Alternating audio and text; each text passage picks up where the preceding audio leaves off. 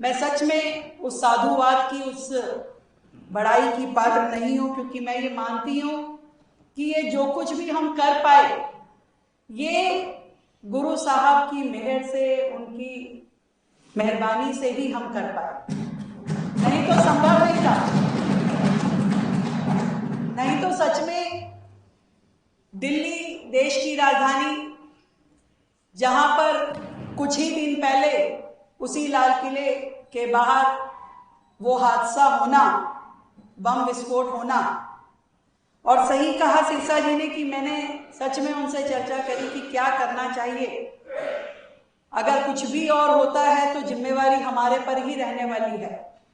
और मैं धन्यवाद करना चाहती हूँ आज इस मंच के माध्यम से देश के गृह मंत्री आदरणीय अमित शाह जी का, जिन्होंने हमें संबल दिया और कहा कि आप अपना कार्यक्रम कीजिए, पूरी व्यवस्थाएं सुरक्षा की जाएगी। और लाखों श्रद्धालु वहां पे आए, लाखों लोगों ने उस समागम में हिस्सेदारी की, गुरु साहब के चरणों में शीश नवाया, और तिनक भर भी किसी प्रकार की कोई दिक्कत का सामना नहीं हुआ। पहले दिन जितना बड़ा टेंट था, अगले दिन उसको और खोलना पड़ा, इतनी संगत वहां पे आई।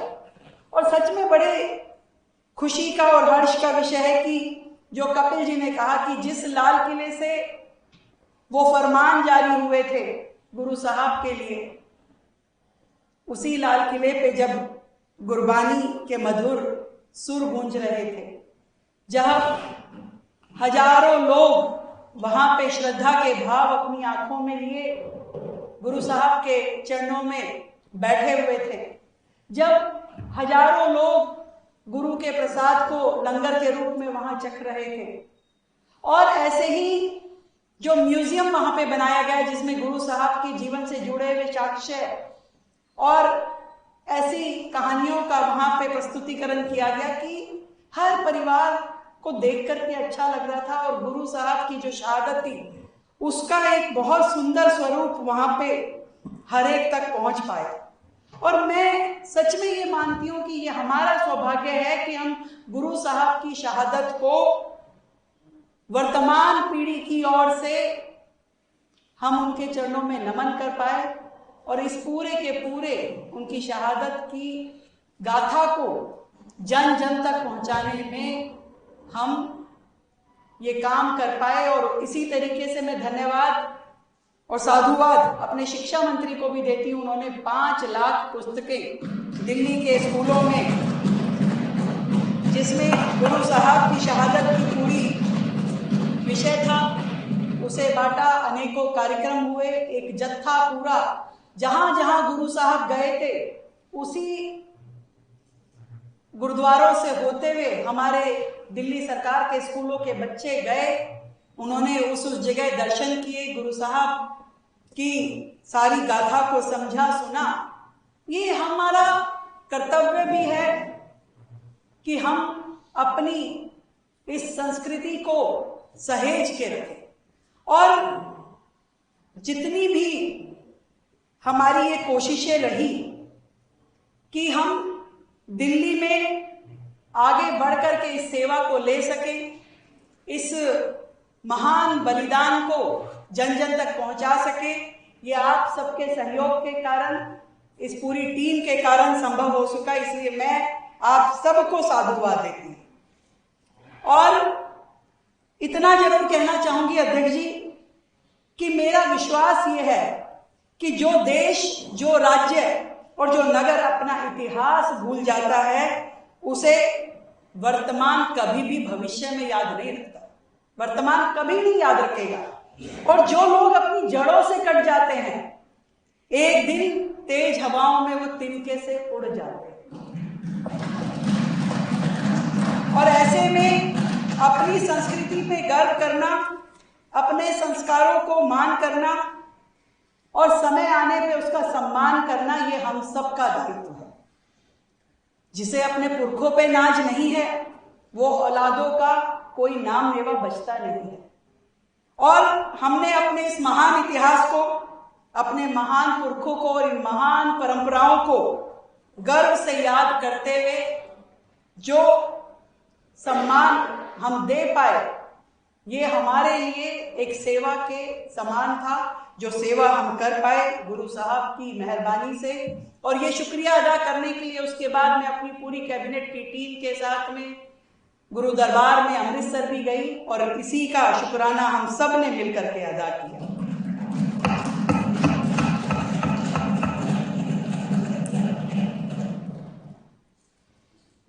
अध्यक्ष जी, जो बात बार बार आई कि देश के प्रधानमंत्री नरेंद्र मोदी जी हमेशा इस बात को कहते हैं विकास भी और विरासत भी, और इसी विजन के साथ में लगातार दिल्ली सरकार भी काम कर रही है।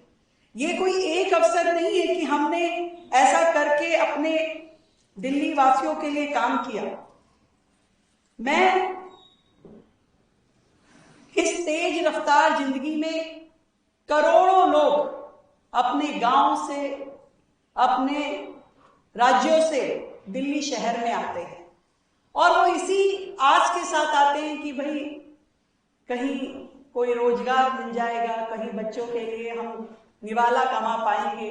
वो आते हैं दिल्ली में बसते, पर इसका मतलब ये नहीं कि वो अपनी जड़ों से टूट गए। उनको हक है अपनी जड़ों से जुड़े रहने का, अपनी भाषा पे, अपनी वेशभूषा पे, अपने भोजन पे, अपने भजन पे गुमान करने का, अभिमान करने का। और दिल्ली सरकार इसी नियति के साथ में लगातार दिल्ली में रह रहे करोड़ों लोगों की आस्थाओं का सम्मान करती है, और उनको दिल्ली में वो सारी सुविधाएं देते हैं जिन पे उनका हक है। जब उनके कोई पर्व आते हैं, जब उनके कोई उत्सव आते हैं, हमने इसी तरीके से जब कावड़ शिव भक्तों ने मनाई तो दिल्ली सरकार की ओर से उन्हें पूरी सुविधाएं दी। जब लोगों ने रामलीलाएं करी तो हमने उन्हें पूरी सुविधाएं दी, 1200 यूनिट बिजली देना, बाकी सब सुविधाएं देना, ये सारे काम हमने किए। और ऐसे ही हर राज्य के राज्य दिवस को हमने बड़े मन से मनाया। हमने एक और गुजरात के गरबे को मनाने के लिए अपना आयोजन रखा, तो वहीं राजस्थान की तीज का त्यौहार भी हमने मनाया। छठ का महापर्व मेरे पूर्वांचल भाइयों की आस्था का ये महापर्व हमने बड़े मन के साथ में यमुना किनारे भी मनाया और पूरी दिल्ली शहर में मनाया। ऐसे हर उत्सव को हमने, और इस बार भव्यता के साथ में जो दिल्ली ने दिवाली मनाई, कर्तव्य पथ पे लाखों दियों के साथ में प्रभु राम के आगमन का वो त्यौहार दिल्ली ने बड़े जोरों शोरों से मनाया। ये हमारे मन के भाव हैं जो लगातार दिल्ली के लिए हम कर रहे हैं, क्योंकि दिल्ली का अपना एक बहुत बड़ा इतिहास है। इस दिल्ली ने महाभारत के काल में इंद्रप्रस्थ का कहलाने के समय में वो समय भी देखा जब धर्मराज युधिष्ठिर ने इसे सत्य और न्याय की राजधानी बनाया। इस दिल्ली ने महाराजा अग्रसेन के उस कामों को भी देखा जब उन्होंने समता और धर्म सेवा को दिल्ली के हर एक व्यक्ति से जोड़ा। दिल्ली ने पृथ्वीराज चौहान की उस तलवार की वीरता की अमर गाथाएं भी सुनी है। दिल्ली ने भगत सिंह, राजगुरु, सुखदेव, जब उन्होंने बहरी कांग्रेस की सरकार के खिलाफ असेंबली में बम फेंका था, उस क्रांति का बिगुल भी सुना है। और दिल्ली ने नेताजी सुभाष चंद्र बोस के दिल्ली चलो के नारे को भी सुना है। तो दिल्ली की अपनी बहुत बड़ी जिम्मेदारियां हैं, क्योंकि दिल्ली केवल एक शहर नहीं है, ये भारत की आत्मा है। और भारत की आत्मा में एकाकार होने के लिए हजारों लोग दिल्ली में आकर के बसते हैं, अपने पर्व, अपने त्योहार मनाते हैं। दिल्ली आने के बाद भी वो व्यक्ति जिस राज्य से जुड़ा होता है, वो पंजाबी कहलाता है, वो हरियाणवी कहलाता है, वो कश्मीरी कहलाता है, वो महाराष्ट्रियन कहलाता है, गुजराती कहलाता है। अपने राज्य के जड़ों के साथ वो जुड़ा रहे, इस बात के लिए दिल्ली की ये जनता के द्वारा चुनी हुई सरकार पूरा ध्यान रखती है। पूरा ये 11 महीनों का हमारा कार्यकाल अनेकों उत्सवों के साथ में मनाया गया।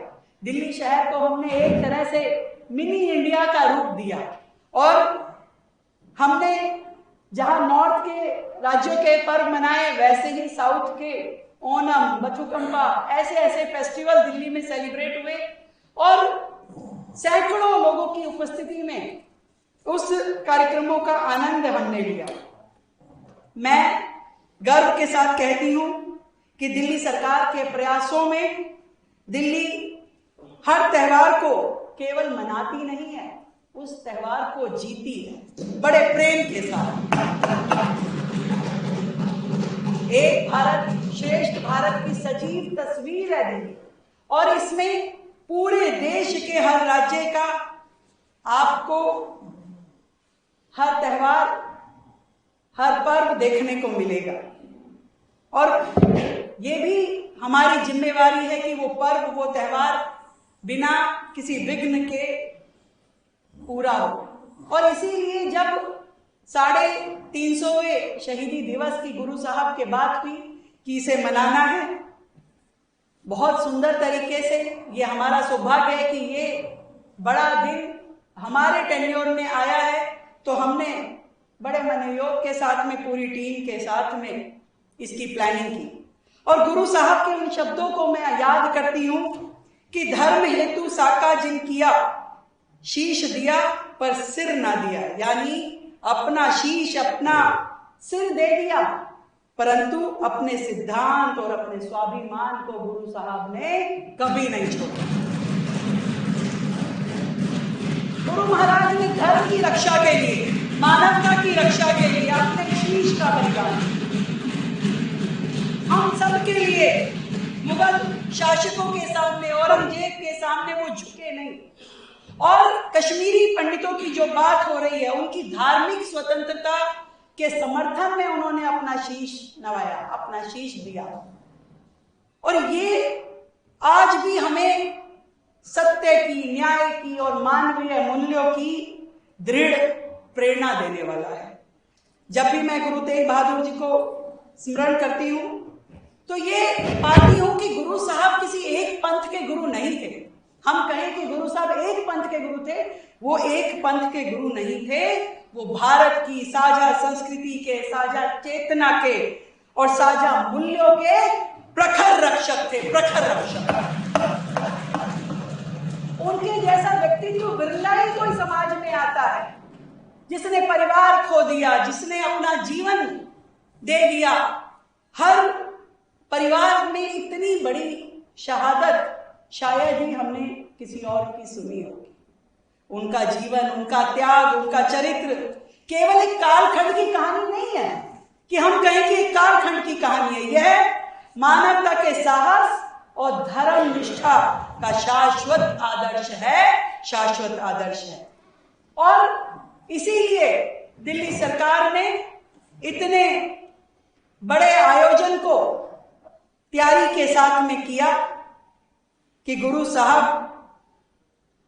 के शीश देना, जो बात हुई कि हमारे दिल्ली के ही गुरुद्वारा शीशगंज साहब उनकी शहादत की गवाही देता है।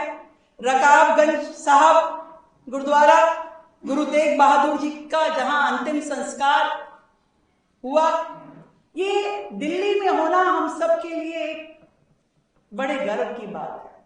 और इसलिए समय समय पे हमें गुरुओं को याद करना, उनकी शहादत को याद करना, ये हमारा फर्ज है। एक ऐसा व्यक्तित्व गुरु तेग बहादुर जी, जिसे हिंद की चादर कहा गया, हिंद की चादर, हिंद की चादर, जिसने ना केवल अपने धर्म को बल्कि दूसरों की आस्था को भी सुरक्षा दी। अध्यक्ष जी, ये कारण था कि हम लोगों ने मिलकर के इस समागम को बड़े मन से किया। मैं यही कहना चाहती हूं कि संस्कृति के संरक्षण के लिए और संवर्धन की दिशा में अपनी सरकार की ओर से दिल्ली की जनता को ये विश्वास दिलाती हूं कि हम दिल्ली की जनता के साथ लगातार इसी तरीके से जुड़े रह करके काम करेंगे, लगातार दिल्ली को एक परिवार की भांति, एक मिनी इंडिया, एक भारत श्रेष्ठ भारत के धागे में पिरो करके हम लगातार दिल्ली के हर व्यक्ति को अपने साथ लेके चलेंगे, उनके सुख दुख में खड़े रहेंगे।